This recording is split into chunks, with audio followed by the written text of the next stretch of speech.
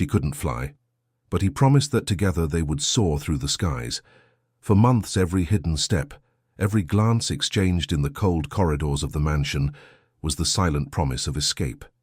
She just wanted to escape the life that made her invisible. He wanted to prove he was still capable of loving without calculation. That morning, while the sheets still held the scent of their last kiss, he whispered, "At 8, the helicopter will be waiting. You're coming with me." But at 7:43, the sound of the blades cut through the sky ahead of schedule. When she ran to the empty field behind the greenhouse, she saw only the wind stirring dead leaves. No shadows in the sky. No note. No explanation. Only the silence of someone who left too soon or too late. But what seemed like a cowardly withdrawal was, in fact, a premature move by fate. That helicopter, which departed before the scheduled time, carried not only the weight of a failed escape, it also carried a secret that should never have been discovered. He hadn't abandoned the maid out of cowardice. He was taken, and not out of haste, but out of fear. Because someone knew. Someone who read between the lines of the house. Someone who listened for doors. Someone who would never accept loss. The promise of escape turned into a trail of silence, and what remained for her wasn't the pain of abandonment. It was the feeling that everything had been watched from the beginning. And now, even without knowing it, she was being followed too. If this story has kept you hooked so far, just imagine what's yet to come. Like, subscribe, and prepare for the next truth that fate will reveal. Before the grand stained glass windows of the Hampton Hills mansion, the sun seemed hesitant to break through. Outside, a world of architectural perfection, white columns like unfulfilled promises. Inside, corridors so silent that even the walls seemed to hold dusty secrets. In the east wing, where servants moved like shadows, she walked, worn shoes, uniform adjusted by her own hands, and a look that belied the role she had been assigned. She was no longer young, but her eyes were ageless. She had a past she didn't discuss, but which occasionally seeped through the corners of her expression. Others called her the new one, but he called her Eva, and that alone was dangerous enough. Eva had arrived at that house after a long string of jobs where she hadn't lasted long. She was kind, efficient, discreet, but there was always something that bothered her employers. Maybe it was the way she walked without lowering her eyes, or the way she observed everything, as if she understood more than she should.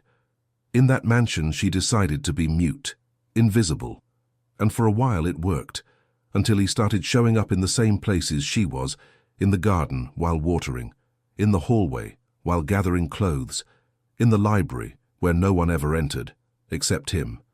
It was always casual, always with a curt greeting, but there was something in the lingering time his eyes took to leave hers.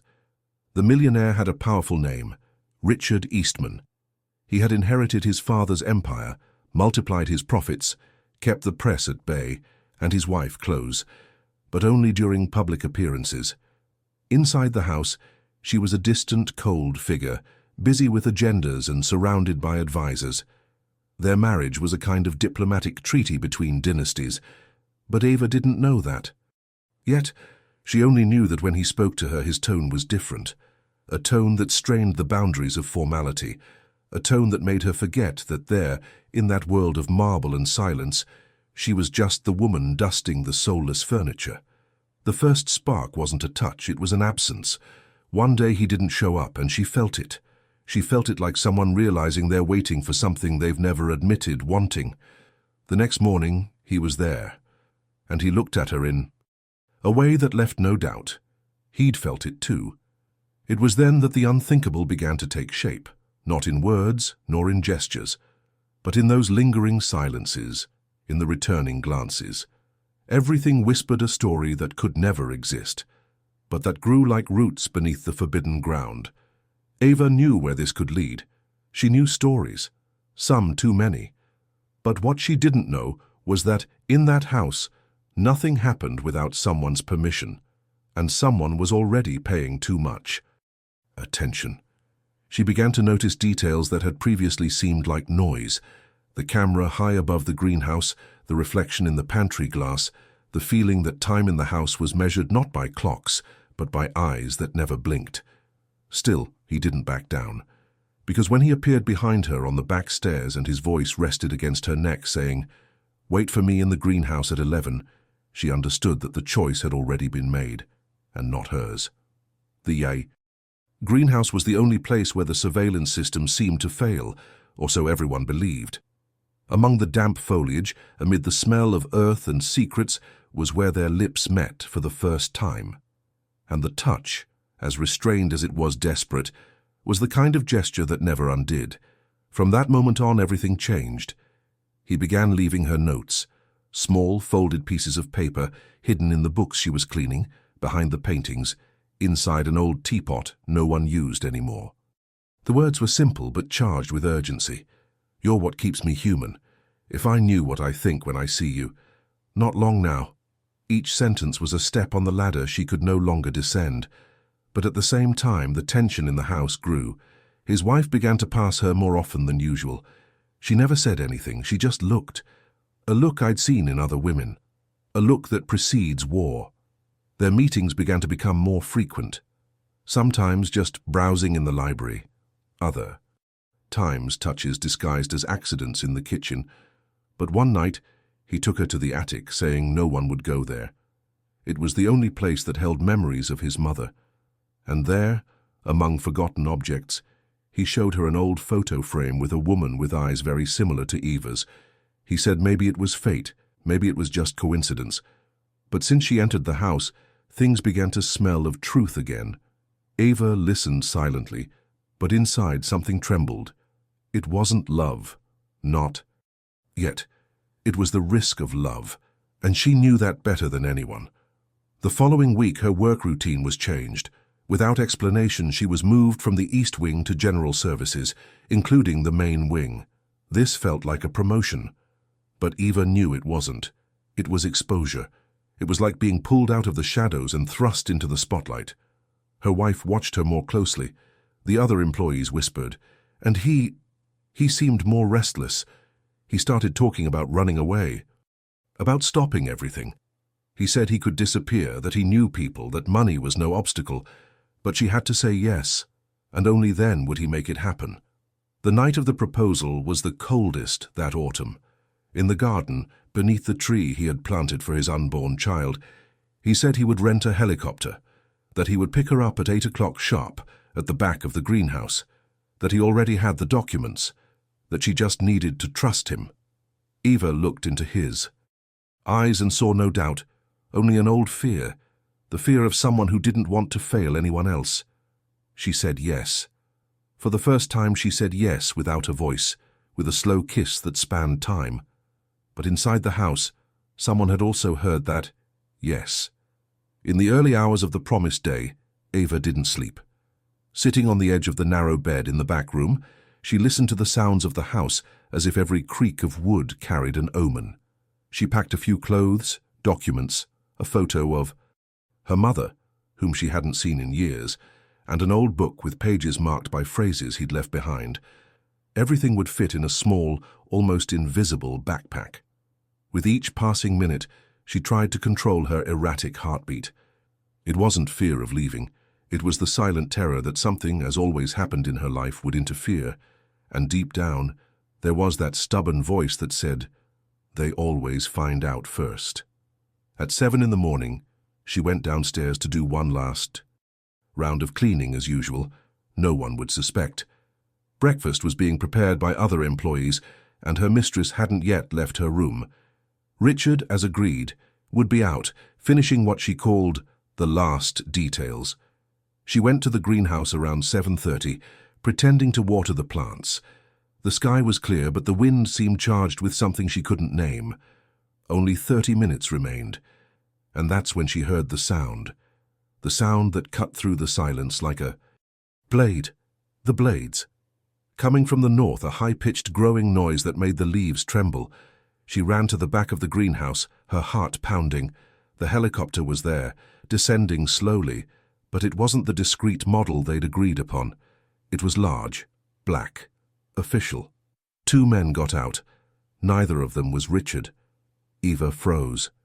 She didn't have time to think. One of the men opened the side door and looked in her direction.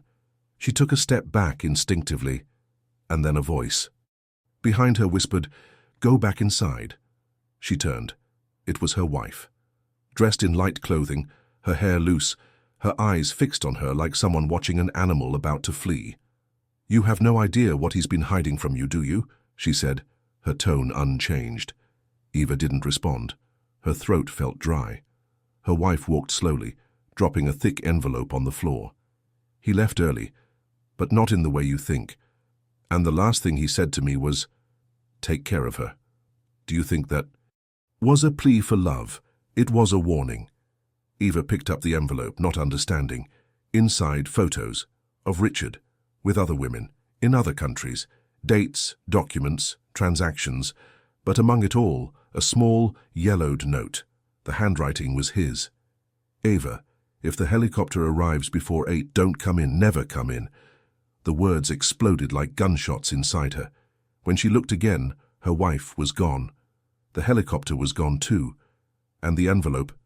Something was missing. A piece of paper had been torn, leaving only half a sentence.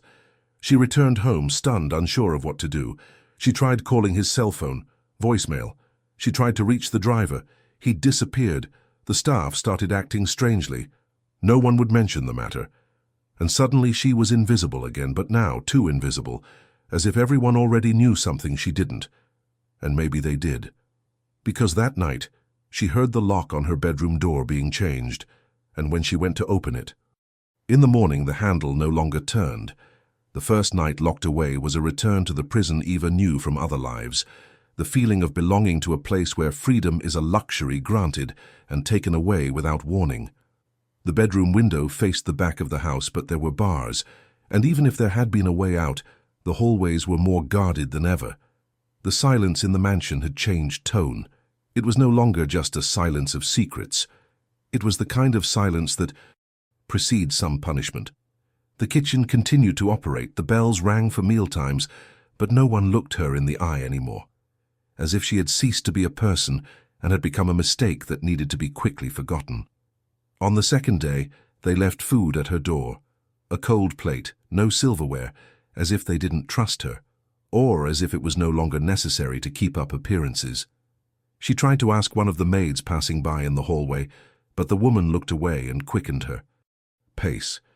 It was as if Eva had become some kind of curse, something everyone feared to touch.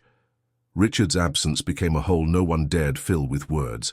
There was no more music, no more voice, only the echo of her memories, memories that now hurt more than they warmed. On the evening of the third day, something changed. Her bedroom door was open, no sign, no key left, simply wide open, like a trap. Eva waited, listened, nothing. She crept out cautiously. The corridors were dark, but the library was lighted. And there, sitting in the central armchair, a glass of brandy in her hand, was his wife. With her eyes fixed on the fire in the fireplace, she said only one thing: "Sit down. He left something for you." On the table, an antique wooden box. Inside, letters, handwritten, some addressed to his wife, others to no one. And at the bottom of the box, an envelope with her name, Eva. Her hands trembled as she opened it. The handwriting was his, but the words seemed from another time. "If you're reading this, it's because I couldn't escape, and maybe it never was. This house has no walls, it has roots, and everything I created belongs to it, including me. You were the only breath of truth that existed in here. Forgive me for not being able to get you out. But if you ever do get out, don't come back, never look back." His wife remained silent, watching. Then she added, "He wasn't a saint, but with you he wanted to be, and that is unforgivable." She got up, left the glass on the hearth and left, leaving Eva alone with her words and the embers. That night Eva didn't sleep, but it wasn't out of fear. It was because of something deeper, because of a decision that was beginning to blossom in her chest, still unformed. Because if the house was made of roots, perhaps she knew how to cut them. She just needed to find where they began. At dawn on the fourth day, Eva went down to the kitchen and saw that the eyes had shifted from her. She was no longer the center of poisoned attention. She was merely a tolerated presence. Her wife hadn't appeared since the previous night, and the servants were returning to their duties as if nothing had happened. But Eva knew. There was a strange pause hanging over the house, as if everyone was waiting for something that had not yet been announced. And it was there, among the forgotten pots and pans, that she found the first clue. A crumpled note inside a cup. On it, a single sentence. When the doors don't open, look on. The floor! She returned to her room and calmly began inspecting every crevice. Under the carpet, a loose floorboard, and beneath it a small hole where a rusty key lay. Beside it, a torn photograph, she and Richard in the garden, back to back, smiling. The image was burned at the edges as if someone had tried to erase it. The key didn't correspond to anything on that floor. But in the attic, where they had first kissed, there was a locked door she had never dared force. She went upstairs. The house was asleep. Unlocking the door, he found a short, steep staircase leading straight down to the basement, but through a different entrance than the main one. The smell was of old wood, dust and damp paper, books, boxes, reports, a buried world. The light was dim, but enough to reveal what should never have been seen: confidential documents, contracts signed by Richard on behalf of others, illegal financial transactions, the names of politicians, judges and employees. And among the files, a folder marked with a single word: Eva. Inside her, her history, cities where she'd worked, people she'd been involved with, even details of an abortion she'd never told anyone. Eva felt her legs give out. This wasn't surveillance. It was long-term stalking. Even before she'd entered that house, someone had been studying her, and in that moment, a new truth took shape. She hadn't been chosen by chance. She'd been placed, or rather, led there, as if she were part of a script written by hands that never showed their faces. At the back of the basement, a monitor was still on, the image of the greenhouse, recording. It had always been there. They had always known. The place where she felt free was, in fact, the most guarded of all. But before she could escape, she heard footsteps. Above, slowly. Each creak of the wood was a heartbeat. She turned off the light, huddled behind a bookshelf, and waited. The attic door creaked. Someone came down, slowly, unhurriedly, with the footsteps of someone who knew every inch of that path. And then it stopped. Silence, a whisper. You're seeing too much. Then, only the sound of the door closing, and the key being turned outside. Eva was trapped, but for the first time, she wasn't the prisoner. She was the witness. And when someone witnesses too much, they become dangerous. She knew this, and now, more than ever, she knew that to leave that house, she would have to leave a part of herself behind, or someone else. Time in the basement didn't seem to follow the same rules as the house. Eva couldn't tell how many hours had passed since they'd locked her there. The darkness was almost total, interrupted only by a shaft of light that filtered through a crack in the wooden ceiling.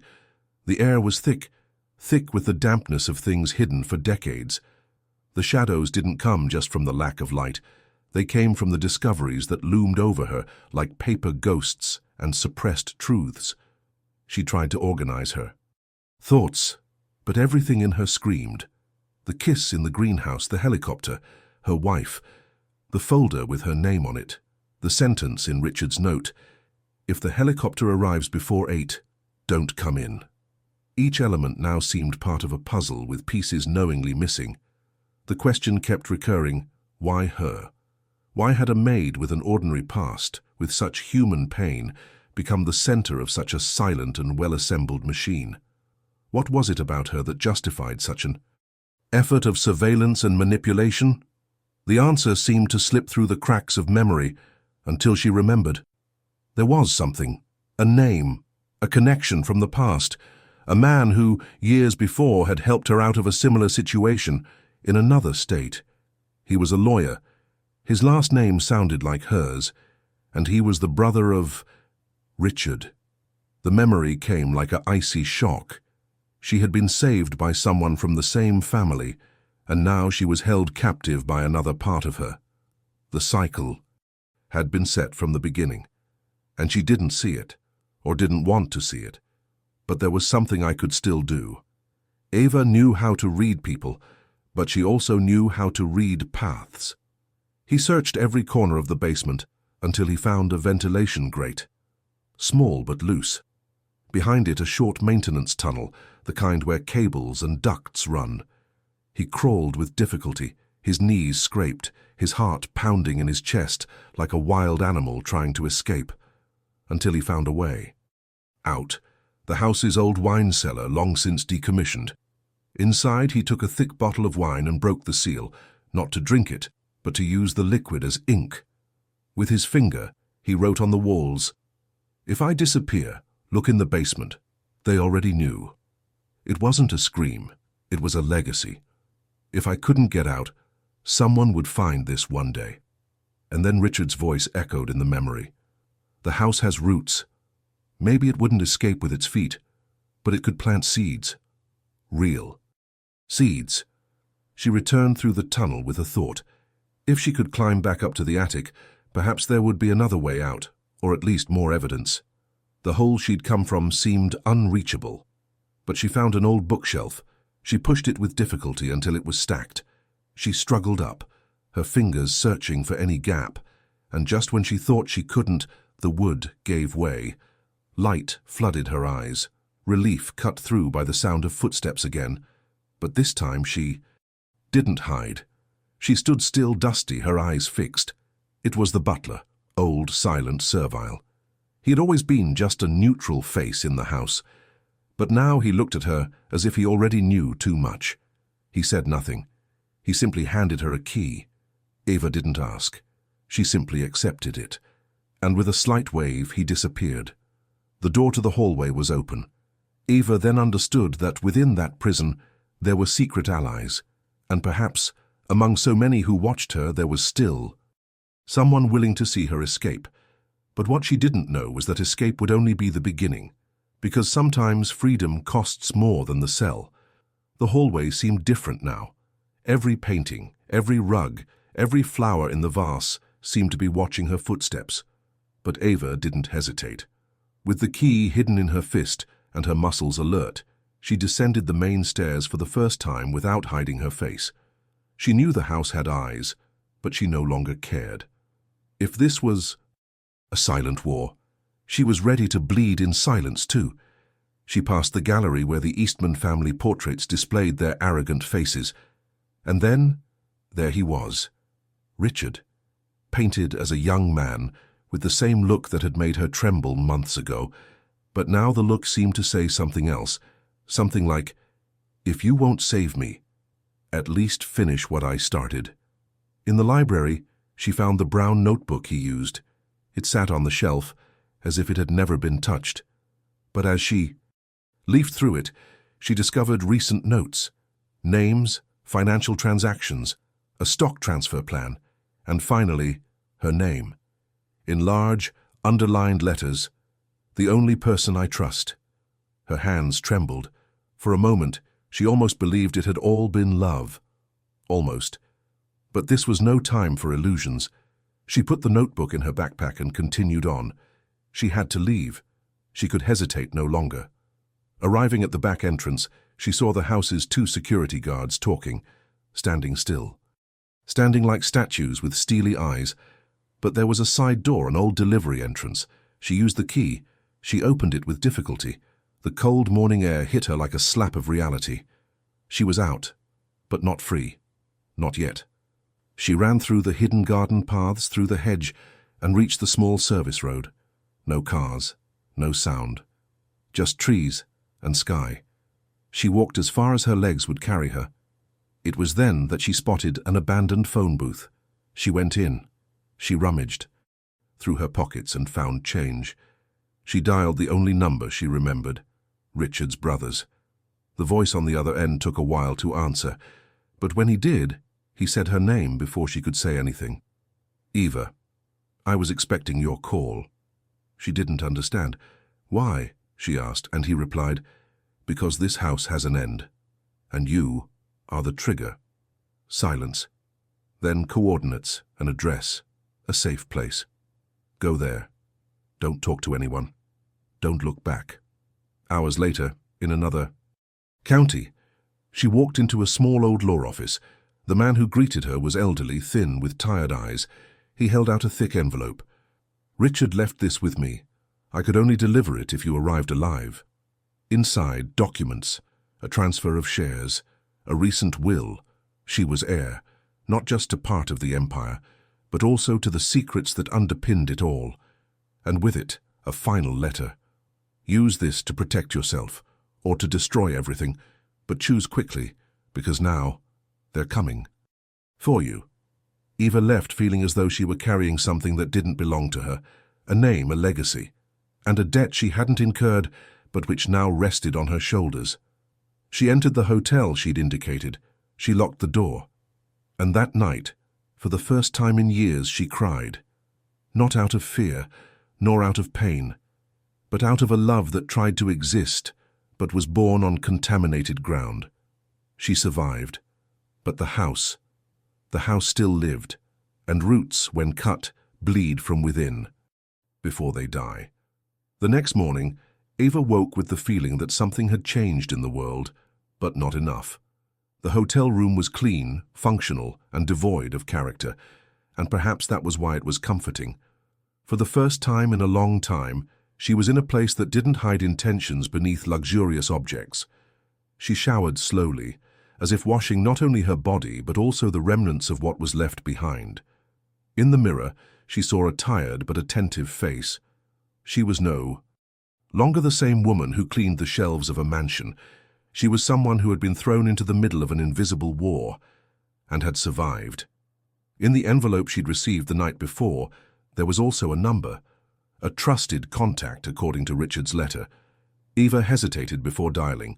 When she finally did, a female voice answered, clear, firm, and quick. "You have 3 days.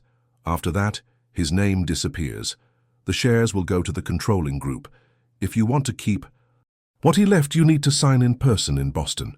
She hung up before Eva could answer. Time was running out. Eva knew this was more than a financial transaction.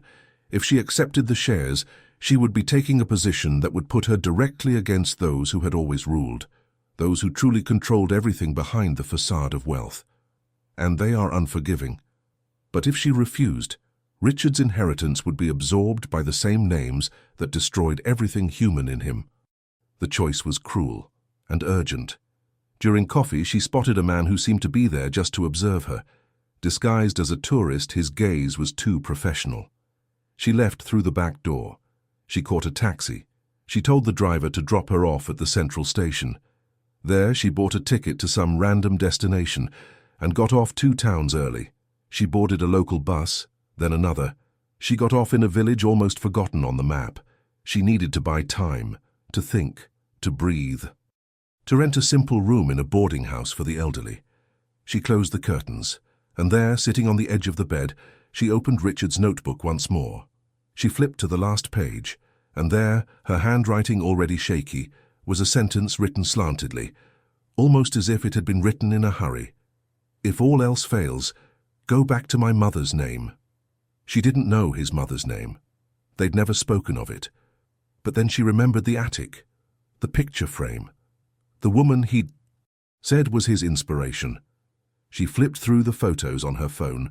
She'd taken a picture of the frame without knowing why. She enlarged it.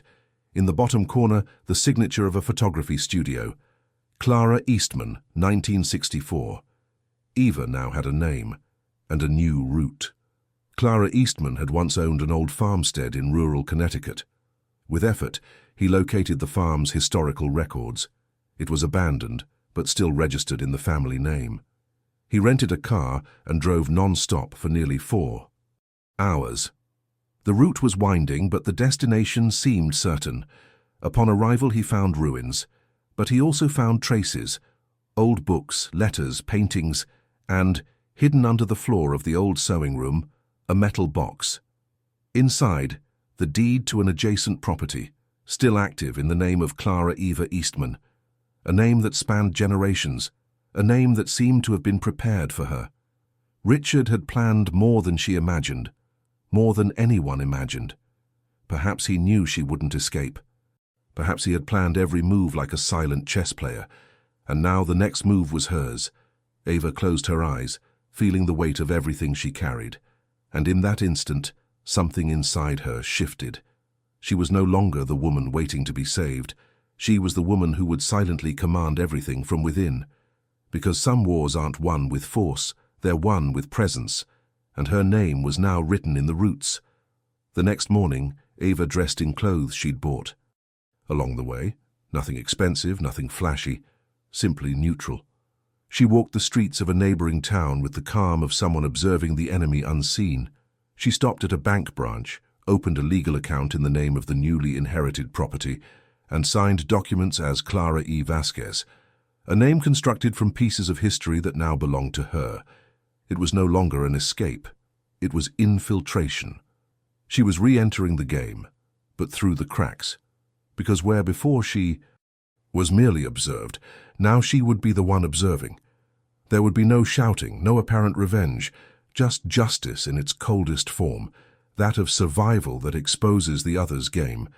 She received a call from Richard's brother. He didn't ask where she was. He simply said, "They've started looking, they're questioning the will, but they have no proof. Yet." Eva replied quietly, "Do they know I'm alive?" On the other end, silence. Then, "They know, and that makes them desperate." She hung up. Without thanking him. It was clear.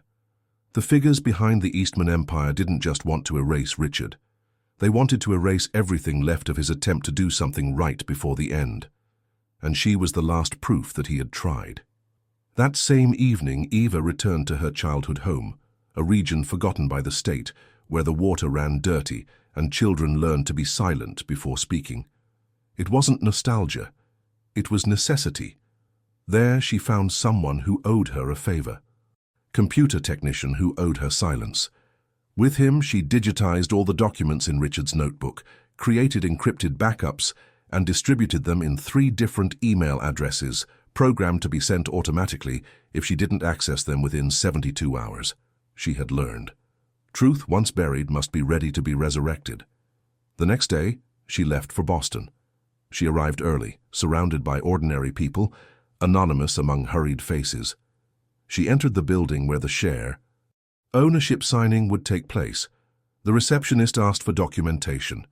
Ava presented the document proving the inheritance, signed by Richard and notarized. A lawyer entered. Serious, skeptical, he tried to question her identity.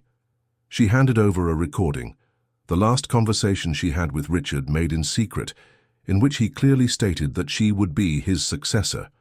The lawyer's expression changed. It was real, official, unquestionable. As he signed the papers, he felt something strange, a weight. As if by receiving those shares he were touching something rotten, as if the paper still reeked of something meant to be conquered with power, not truth. But she didn't back down. She signed every page, and in the end, she told the lawyer, "I don't just want that. I want access to the house's cameras, the surveillance reports, and the list of employees hired over the last 10 years. He stared at her in surprise. "For what?" Ava answered without hesitation. "Because I know. Someone in that house knew more than they should, and I want to know who flew the helicopter at me, prematurely." That night, already at the hotel, she received the first files, and as she sifted through the old footage of the greenhouse, she noticed something that chilled her blood. In the videos from dates prior to her and Richard's involvement, there were images of her walking, when she hadn't even been officially hired yet. It was as if they'd rehearsed her presence in the house, as if her arrival had been expected before she even knocked on the door. In one of the recordings, a name appears on a psychological profile assessment form. Ava Marquez, candidate 14, high emotional compatibility with Mr. R. Eastman's profile, recommended. Eva exhaled slowly. Everything had been set up, even love. Nothing there was chance. Nothing was destiny. She was chosen not by the power of the encounter, but by the engineering of those who transform lives into pieces on a board. And now she held the final piece in her hands, but unlike them, she wouldn't play. She would overturn the entire board. Ava didn't sleep that night. Sitting in front of the monitor, watching and rewatching the recordings, she felt like someone walking over their own grave, recognizing each step as a trap set by invisible hands. The love she'd experienced hadn't just been monitored, it had been programmed, manipulated since before their first glance. The touch in the greenhouse, the kiss in the attic, even the "you're what keeps me human," all rehearsed by algorithms, emotional compatibility profiles, and cold strategies crafted by people who'd never called her by name. Ava dropped the notebook to the floor. She didn't cry. She just stood there, motionless, like someone witnessing a wake in slow motion. And she understood that, contrary to what she'd thought, Richard hadn't tried to save her. He'd tried to save himself, using her as a shield. With the documents in hand and partial control of the shares, Eva decided to return to the mansion, not out of nostalgia, but because there are certain shadows that only dissipate if you shine a light on the very spot where they originated. She arrived in a rental car, unannounced. The gates were open. The house was quieter than ever. The garden was overtaken by recent neglect. In the greenhouse field, dry leaves piled up like the remains of promises. Ava walked slowly, as if exploring the scene of an unsolved crime. Inside the house, the servants seemed to have disappeared. No familiar faces, only echoes, until at the top of the stairs she saw the butler, the same one who had given her the key weeks before. He watched her without surprise, as if he knew she would return. She went upstairs, stopped in front of him. No word was spoken. He simply turned and walked to the library. Ava followed. There on the table was an envelope with her name on it. She opened it with firm fingers. It was Richard's last letter. But it wasn't to her. It was to his wife. "If I fail, if I can't take her with me, don't try to stop her. She was the only truth within me. All you gave me was structure. She gave me a pulse. And so even if you hate me, let her live." Eva read it like a prisoner's note, apologizing for trying to escape. And then she understood. Perhaps he had indeed loved, but in the way of men born at the top, unsure how to carry the weight of their feelings without hurting those below. The butler held out a flash drive. He simply said, "Internal cameras, everything." Eva took it, and in that instant she felt something strange, as if someone were watching her. She turned slowly, and there, in the library doorway, stood her wife, aged but intact, cold eyes, a faint smile. "Have you come to take what's yours?" she asked. Eva stared. "No, I came to return what should never have been mine." The woman approached. She looked at the flash drive. She looked at the envelope. "Do you still think you were chosen by chance?" Eva shook her head. "It doesn't matter anymore." And as she turned to leave, she heard the words that would change everything. "But he was. He was chosen too. By me." Eva stopped. The floor seemed to give way beneath her feet. Her wife walked to the fireplace, lit a fire, and dropped a piece of paper into it. "I needed someone to make him feel, someone to challenge him, to ensure the will was legitimate, to ensure the inheritance followed the right path. And you were perfect." Eva felt her breath catch. This was more than manipulation. It was a ritual of war. Her wife hadn't been the victim. She had been the strategist. And Richard, a pawn between two women who, unknowingly, dueled in silence. When Eva left the mansion for the last time, the sky was cloudy. The rain started lightly, but the wind was strong. And in that moment, she understood what she had truly inherited. It wasn't stocks. It wasn't money. It was a story. A labyrinth of power, simulated love, forced choices, and sharp silences. And now she carried it all with her, not to repeat, but to bring closure. Eva let the mansion's gate close behind her like someone closing a book they never wanted to open. The rain thickened on her loose hair, but she didn't shield herself. He walked to the car, his eyes fixed on nothing, feeling each drop like a belated baptism.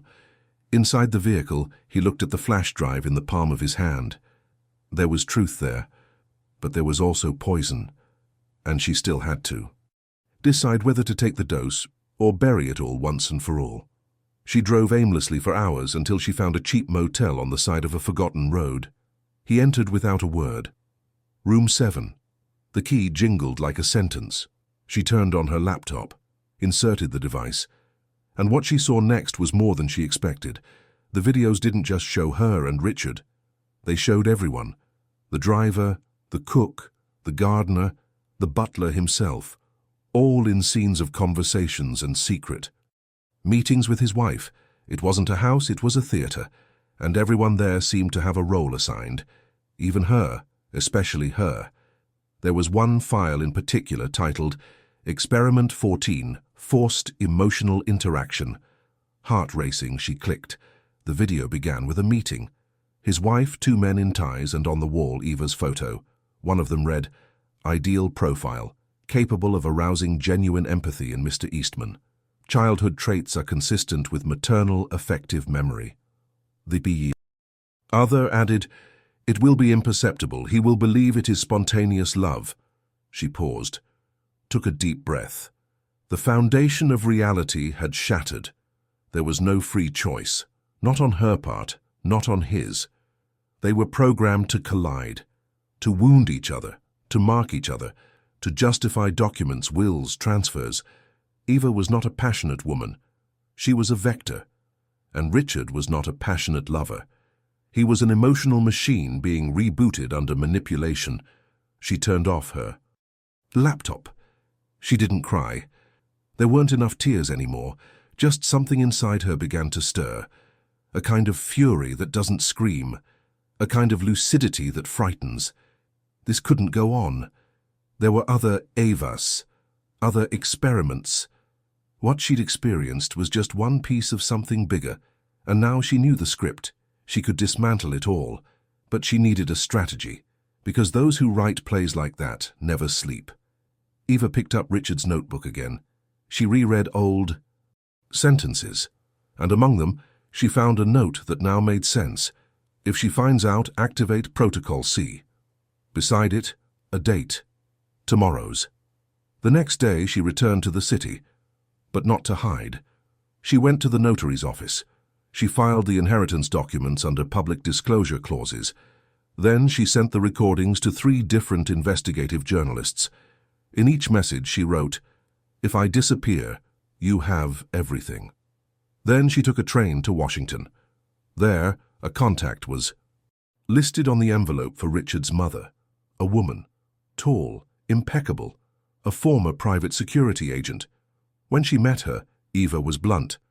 I need protection, but also attack. In less than a week, Eva had a new name, new documents, a secure address, and 3 lawsuits pending against key Eastman board members. Silently she untied the knots, one by one, and with each name exposed, the network trembled. But what she didn't expect was the letter that arrived with no return address. Inside, a single note. The handwriting was familiar. You won, but you'll never know how much it cost. And, folded beside the message, an old sheet of paper, the original list of candidates for Experiment 14. Her name wasn't the first, it was the last. And next to it, the handwritten word, unique. Eva closed her eyes. Finally, she understood. She was the last attempt, not to manipulate, but to redeem. And perhaps, even in the shadows of that cruel theatre, Richard tried, in his own twisted way, to leave a seed of truth. Night fell over Washington with the gentleness of an omen. The city lights reflected in the windows of the small apartment where Eva now lived, a simple, functional place, but free of ghosts. Still, there were nights when she woke with bated breath, as if she were still in the basement of that house, searching for exits that didn't exist. The truth is, no one emerges unscathed from manipulation. No one emerges whole after discovering that their own life was scripted for the interests of others. But Eva learned to breathe through this pain like someone learning to swim in icy waters.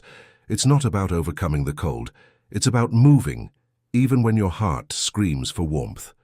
The cases against those involved in Experiment 14 progressed slowly.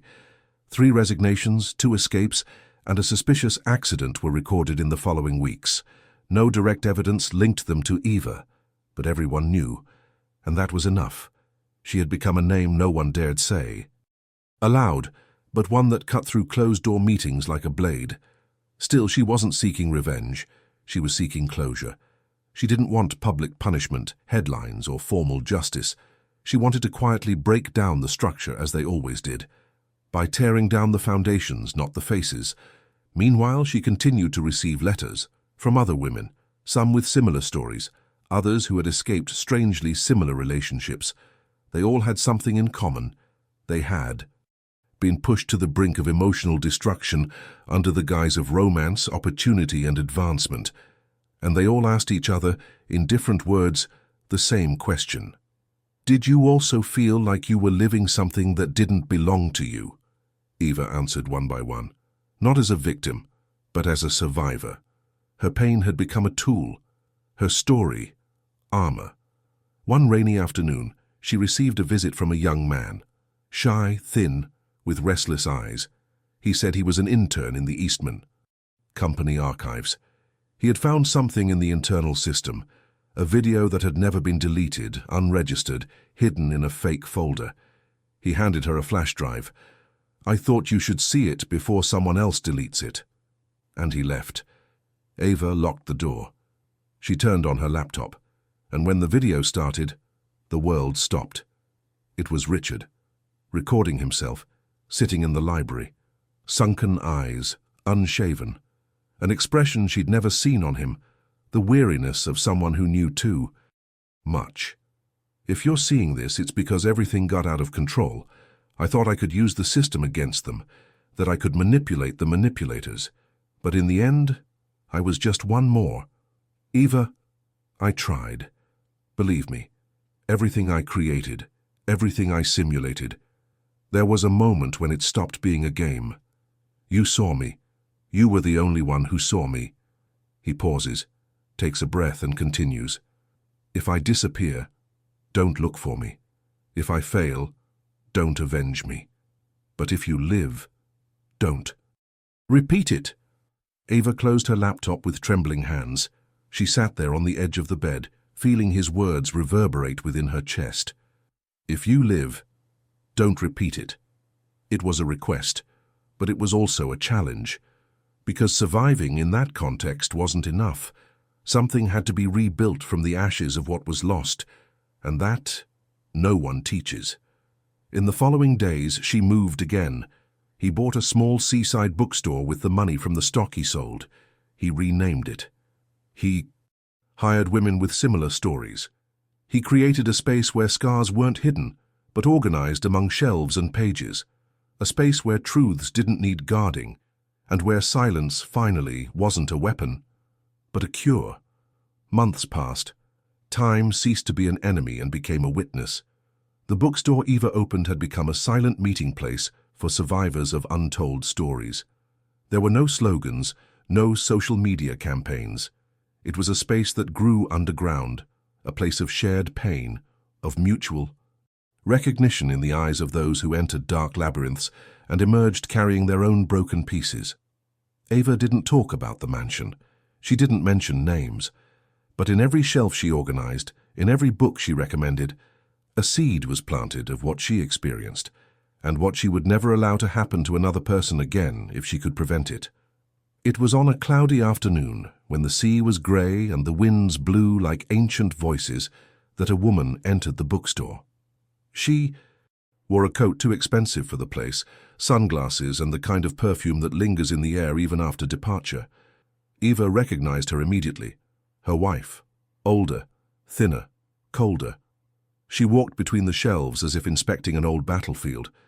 She stopped in front of Eva's desk, removed her glasses and said, "You did it." Eva didn't answer. She just watched. The woman continued, "Richard thought he could break the cycle. But you buried the entire cycle." Silence. Only the sound of the waves in the distance. Then the woman took a white envelope from her bag.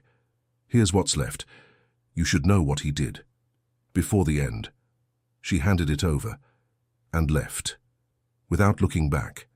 Eva held the envelope in her hand for a moment, hesitating. Then she opened it. Inside was a signed document. Richard had donated a large portion of his remaining shares to an anonymous organization, the same one that now funded shelter programs for victims of emotional manipulation and psychological control, in secret, in silence. As he had never known how to live, but had at least tried to die doing so.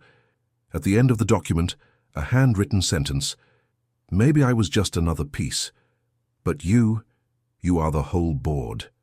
That night, Eva closed the bookstore early. She walked to the beach, took off her shoes, and stepped onto the cold sand.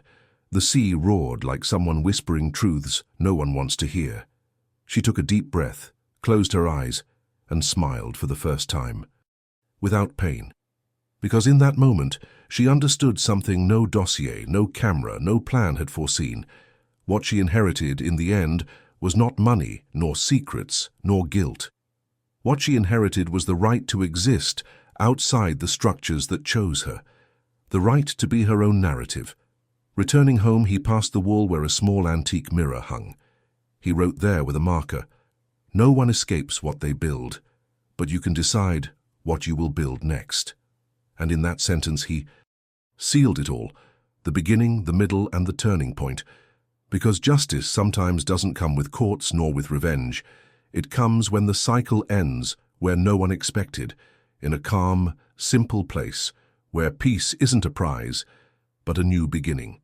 And in this new beginning she was no longer the servant, nor the chosen one, nor the survivor. She was the author, and the story, after all, was hers.